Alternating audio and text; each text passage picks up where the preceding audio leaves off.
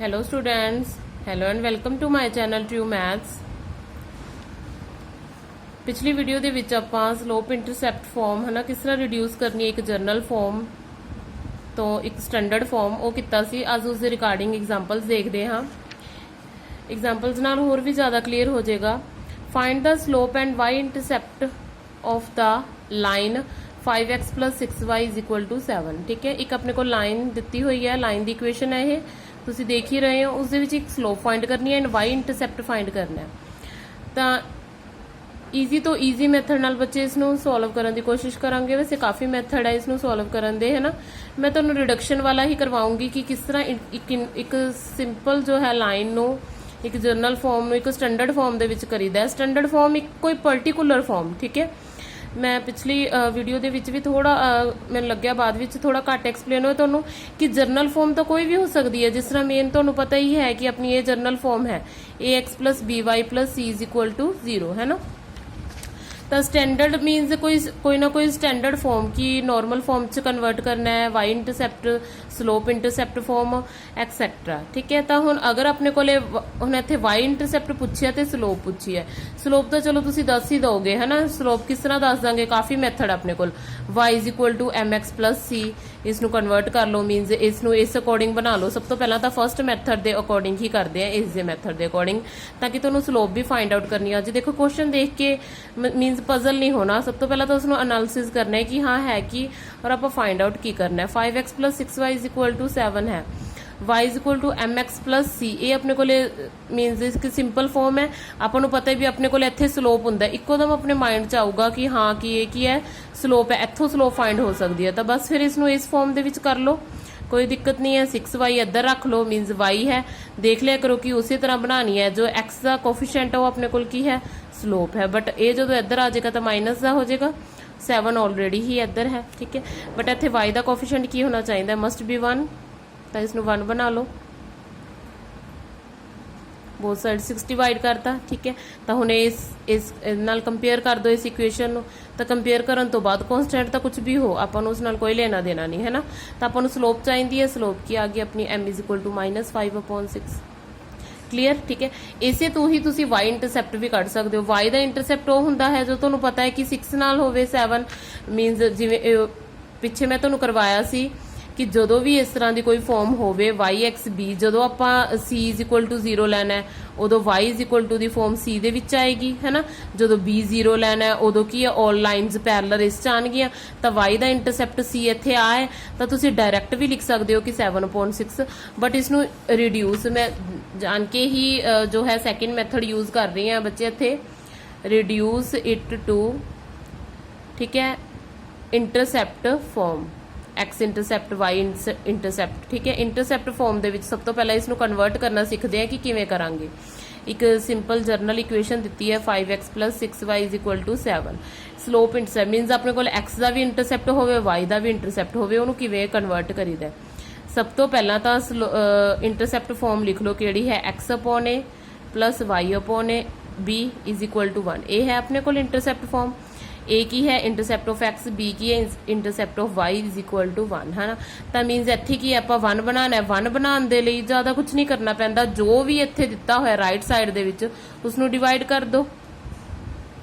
अगर आप कैल्शियम लैके भी करांगे तो भी तो होगा, इत्थे 1 हो गया, ठीक है। होल इक्वेशन 7 नाल डिवाइड करता तो इन्हां दे डिनोमीनेटर च 7 आ गया, इत्थे 7/7 कितना आ गया 1 आ गया।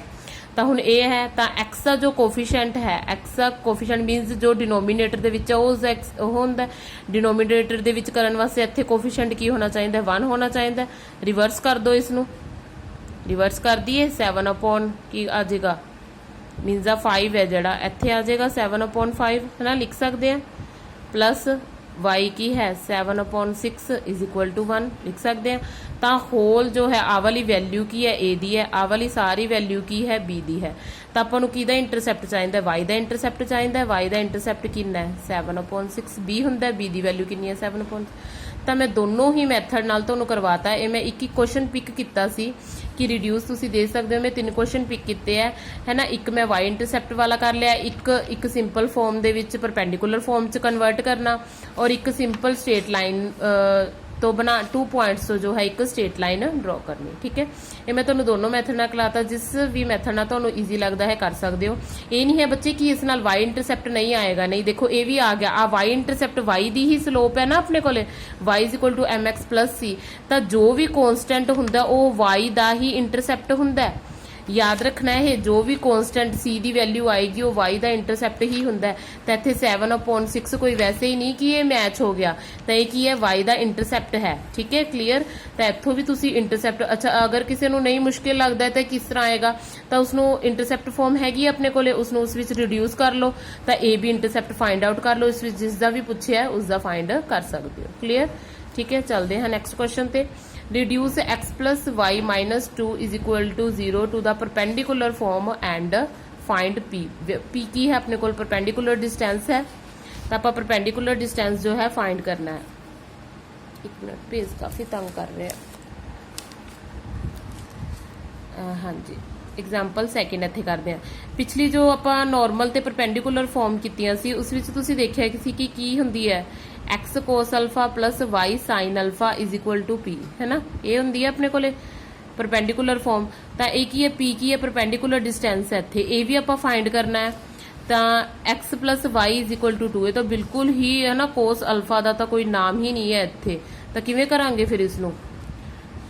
मैं तुहानूं पिछली उहदे विच सिर्फ फॉर्मूला वो करवाया सी, तो उहदी जो है वो लिख लो बच्चे। एक उहदे नाल फॉर्मूला सी कि मैं तुहानूं पहला प्रीवियस पेज जो है शो करदा ताकि तुहानूं इस दे नाल क्लीयर हो जाए कि आपां कित्थे कीता सी y इंटरसैप्ट। देखो हुण कुछ याद आया, पिछली वीडियो च अपने कोल एक सिंपल फॉर्म सी, उसनूं की आपां a cos अल्फा b, क्योंकि ये सिमिलर सी। ठीक है, आपां जिस तरह रेशो प्रोपोर्शन करते हुंदे आ वो चीज़ कर ली सी a/cos b/, है ना। ये सारा मैं तुहानूं एक्सप्लेन करके दस्सिया सी, एक्सप्लेनेशन नहीं आएगी एग्जाम च, ये सिर्फ समझण वास्ते। तो आपां इत्थे सीगे, तो मैं लग्या सी कि सिंपल जा हो ही गया है ऑलमोस्ट। कोस अल्फा की वैल्यू ये आ गई सी साइन दी, है मीनस अगर सी नैगेटिव है तो दोनों नैगेटिव ही आएंगे, अगर सी पॉजिटिव है तो पॉजिटिव है। इत्थों तक हो गया सी अपना। तो हुण एक सिंपली लिख लो कि अगर अपने को जर्नल इक्वेशन दी हुई है ना, तो उस तो बाद आपां की करना है भी इसका फॉर्मूला किस तरह फाइंड आउट करना है। तो कोफिशिएंट ऑफ x² प्लस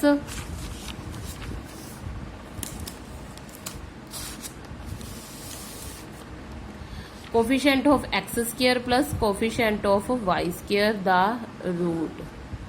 एक ही है तो कोले परपेंडिकुलर डिस्टेंस। परपेंडिकुलर डिस्टेंस अगर एक सिंपल फॉर्म दी होवे, जनरल फॉर्म मीनस आ वाली फॉर्म ax + by = c, है ना, तो उस तो इस चीज़ तो आप फाइंड करना है। एक फॉर्मूला होर नोट डाउन कर लो बच्चे, ये कि कोफिशिएंट ऑफ x² रूट दे विच plus coefficient of y² = perpendicular distance. तो चले करते हैं हुण।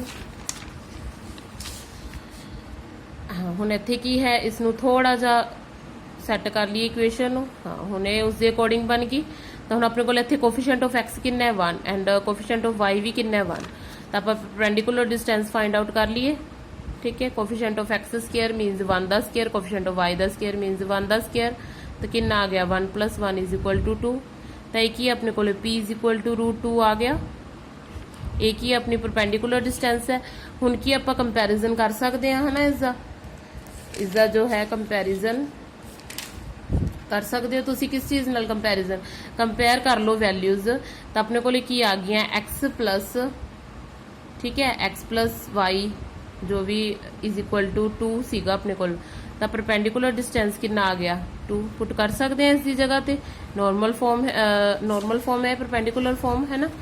तो की करना है उस तो बाद हुण एक ही चीज़ है, कंपेयर कर लो। ये वैल्यू की दी है x cos अल्फा नाल जो अब इक्वेशन में लिखी है, perpendicular form y sin alpha, ठीक है, = √2। तो हुण जदों आपां इसनूं की है कन्वर्ट कर लिया, तो वैल्यूज़ की आ गई जदों x cos अल्फा दे नाल इसनूं कंपेयर किया, है ना, तो वैल्यूज़ की आ गई। देखो की वैल्यूज़ आ गई √2, दोनों साइड से डिवाइड कर दो, = इधर 1 रह गया। इंटरसैप्ट फॉर्म जदों भी आपां की कीता सी a/cos अल्फा, याद है पिछे फॉर्मूले च, है ना। a इत्थे अपने कोल कितना 1 है, तो cos अल्फा ओवर करता x cos अल्फा की इक्वल आ गया फिर 1 √2 दे, सारे दोनों √2 दे ही इक्वल आएंगे। तो अपने को इत्थे वैल्यूज़ रिड्यूस होकर आ गई। cos अल्फा की 1/√2, sin अल्फा की भी कितनी आ गई 1/√2। ਇੱਥੋਂ ਕੀ ਹੈ ਤੁਸੀਂ ਐਂਗਲ ਫਾइंड आउट कर सकते हो, ठीक है, कि कितना आएगा एंगल कितना आएगा। परपेंडिकुलर डिस्टेंस अपने को आ ही गई है √2, तो इस तो वेरीफाई भी कर लो कि √2 किदे ते हुंदी है cos alpha and sin alpha the 1/√2 value किदे ते हुंदी है 45 ते, है ना। तो की आ गया alpha is equal to 45 degree. Clear, समझ लग गई। अल्फा भी फाइंड कर सकते हो, परपेंडिकुलर डिस्टेंस भी फाइंड कर सकते हो, कुछ भी जो भी दिता होया।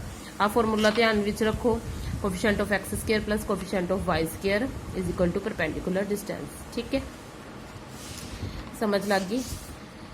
हाँ जी, चलते हैं थर्ड क्वेश्चन पे। Find the equation of the straight line passing through point 3 4 2 -1। बहुत ही सिंपल क्वेश्चन है। इसनों तुसी जो जर्नल फॉर्म दिती है अपनी आ वाली general form ax plus by plus c is equal to 0, इसनों भी यूज करके कर सकते हो। ये तुसी खुद सॉल्व करना है इस मैथड नाल कि a कितना है, पहला a दी वैल्यू x की वैल्यू पुट कर दो, फिर y दी पुट कर दो 1, ठीक है, फर्स्ट इक्वेशन। फिर की है सैकेंड पॉइंट भी दिता है, फिर सैकेंड उन्होंने विचों एलिमिनेट करके, याद है 10th विच आपां करदे हुंदे सी, है ना, एलिमिनेट करके c दी वैल्यू फाइंड आउट कर ली, उस तो बाद उसनों की कर लिया सॉल्व कर लिया, बस सिंपल। तो बट एक होर इस तो भी ज्यादा ईजी मैथड इत्थे किहड़ा इन्होंने फॉर्मूला लिखा है कि इस पॉइंट के थ्रू सिर्फ यही लिखा है कि ये अपने को 2 पॉइंट ने, तो इन्होंने पॉइंट्स के थ्रू की है वैल्यू स्ट्रेट लाइन की इक्वेशन फाइंड करो। तो स्ट्रेट लाइन की इक्वेशन आप तो किवें भी फाइंड कर सकते हैं, इसनों x1 y1 x2 y2 मान लो।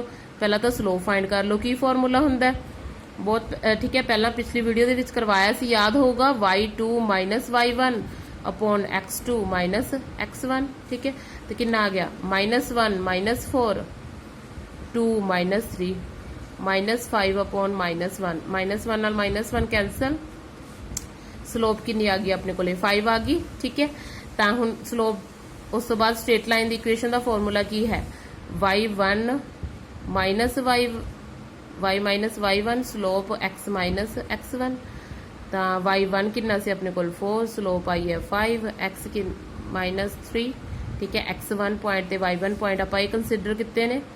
तो y -4 is equal to 5x -15। तो की आ गया नेक्स्ट बच्चे 5x, y इधर ले आओ, y दा -15 इस तरह ही है, 4 की आ जाएगा प्लस दा इज इक्वल टू 0। तो की आ गया 5x -y, ठीक है, -11 इज इक्वल टू 0। एक ही है तुहाडे कोल स्ट्रेट लाइन की इक्वेशन। इसे चीज़ नूं ही तुसीं ऐ भी लिख सकते हो, y is equal to y plus करना है, y नूं इधर लै जाओ, तो की है 5x -11, एक ही है तुहाडी इक्वेशन। ये केड़ी इक्वेशन है, mx प्लस c, ठीक है, स्लोप की है 5। किसी भी तरह कर सकते हो, वेरीफाई करके आंसर सेम ही आएंगे, कोई वो नहीं है। कॉन्सैप्ट समझने की जरूरत है कि हाँ पॉइंट्स दिते है, स्लोप दिती है, परपेंडिकुलर फॉर्म है, नॉर्मल फॉर्म है, कोई भी इंटरसेप्ट है, स्लोप इंटरसेप्ट फॉर्म है, ठीक है। तो उस अकॉर्डिंग तुसीं कर सकते हो। इसी कुछ एग्जाम्पल, ठीक है, पिछले टॉपिक्स नाल related. If you like it then share with your friends and subscribe my channel more and more. Thank you.